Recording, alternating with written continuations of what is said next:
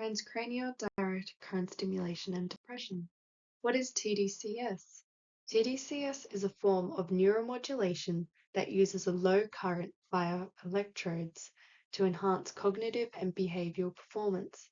This non-invasive brain stimulation has been linked to a range of other outcomes that include enhancing performance, improving memory, and treating depression and anxiety. TDCS can help improve on the symptoms of depression through the given electrical currents to the brain. TDCS works by modulating neural activity in the brain by delivering a low amplitude over a short period of time. The applied current can either enhance or diminish neuronal excitability. The effects it has on the brain involves membrane depolarization and membrane hyperpolarization. Primary effects during the stimulation start with shifts in the resting membrane potential of neurons. Short-term effects lasting up to 1 or 2 days reported mood alteration, alertness, quietness, and apathy in chronically depressed patients. Long-term effects of TDCS are not completely understood, especially the physiological effects. Woodham and colleagues reported behavioral improvements such as anxiety, depressive symptoms in an interpersonal and social setting. Depression is a mental health disorder often associated with an imbalance of neurotransmitters. Symptoms of depression range from persistent sadness, tiredness, loss of interest, memory loss, and more. The disorder affects the way people think, feel, and behave. Some cases of depression are believed to be linked to genetic and biological factors. The disorder is linked to a chemical imbalance in the brain.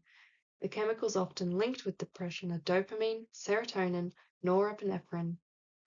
These three chemicals are known as neurotransmitters.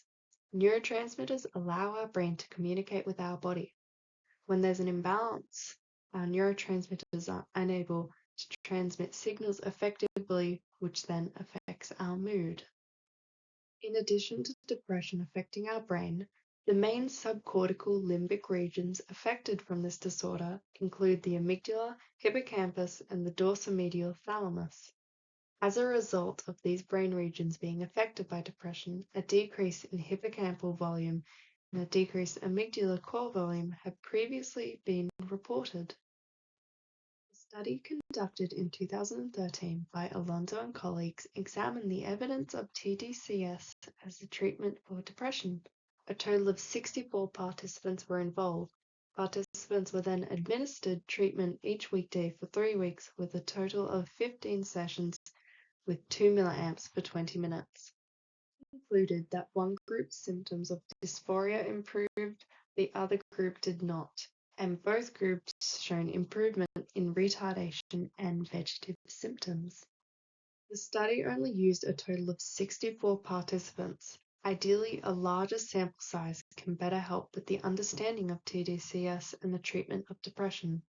Although some participants underwent 6 weeks of treatment, it is my understanding that the researchers did not conduct a follow-up on participants' symptoms after their treatment had ended.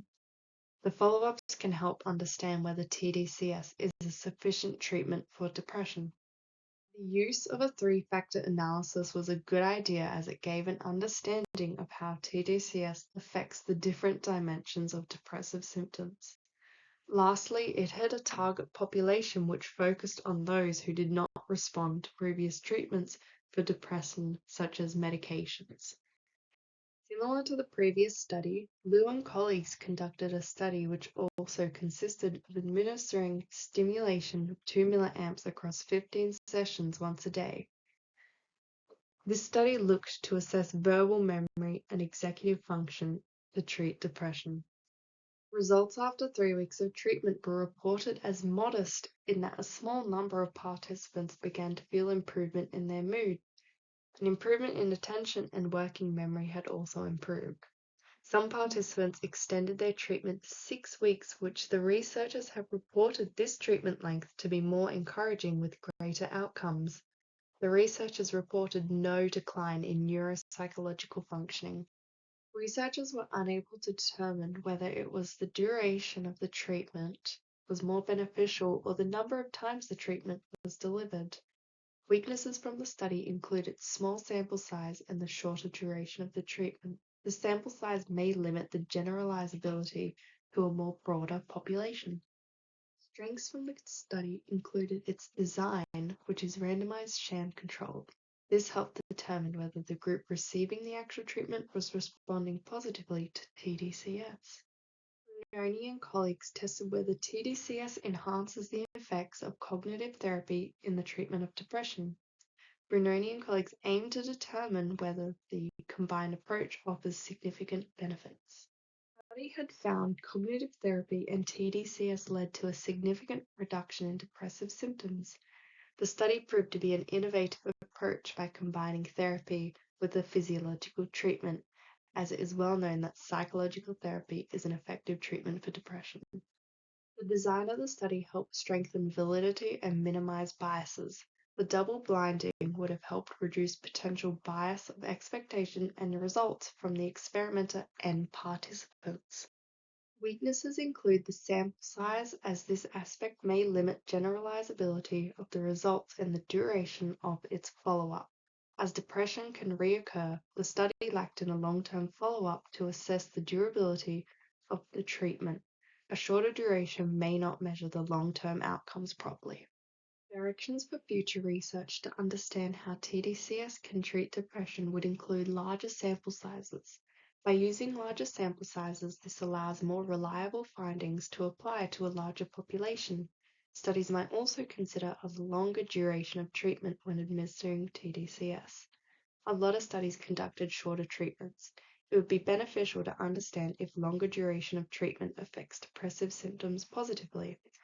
Lastly, studies should consider a long-term follow-up on participants. Researchers should measure participants' symptoms in the long run. By doing so, this will help understand the long-term effects of TDCS.